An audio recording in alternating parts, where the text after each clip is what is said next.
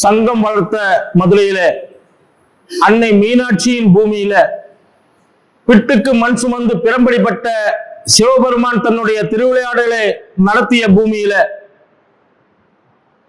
நம்முடைய திருப்பரங்குன்றம் முதல் படை வீடு முருகன் குடியிருக்கும் மதுரையில வருகின்ற ஜூன் 22ஆம் தேதி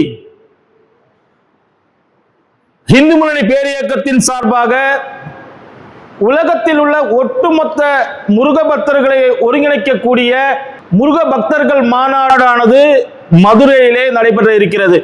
தமிழ் என்றால் முருகன், முருகன் என்றால் அழகு.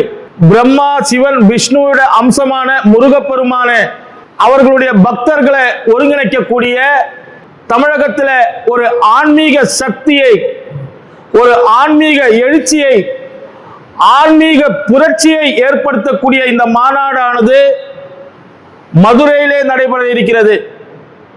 இன்றைக்கு தமிழ் பூமி என்றால் ஆழ்வார்களும் நாயன்மார்களும் சித்தர்களும் யோகிகளும் தவசிகளும் முனிவர்களும் பிறந்து வளர்ந்து நேரடியாக கடவுளை பார்த்த பூமி இந்த பூமி.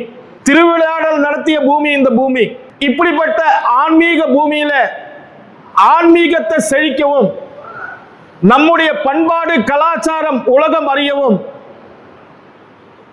எப்படி சிக்கலிலே உலகை ஆள்கின்ற அன்னை ஆதிபராசக்தி முருகனுக்கு சக்தி கிடைக்க சூரனை சம்ஹாரம் செய்ய அந்த வேல் வழங்கினாரோ, ஒட்டுமொத்த இந்து சமுதாயத்துக்கும் தமிழ் சமுதாயத்திற்கும் நம்முடைய பண்பாடு கலாச்சாரம் பழக்க வழக்கம் நம்முடைய கோவில்களை பற்றி ஒரு நம்பிக்கையை ஏற்படுத்தி அதற்கான ஒரு பக்தி மட்டும் இல்லாத, இன்னைக்கு பக்தி நிறைய இருக்கு, பக்தியோடு கூடிய சக்தியை உருவாக்குவதற்காக ஒரு ஆன்மீக புரட்சி தான் ஜூன் 22ஆம் தேதி மதுரையிலே நடக்கின்ற உலக தமிழர்கள் ஒருங்கிணைக்கக்கூடிய, உலக இந்துக்கள் ஒருங்கிணைக்கக்கூடிய இந்த முருக பக்தர் மாநாடு.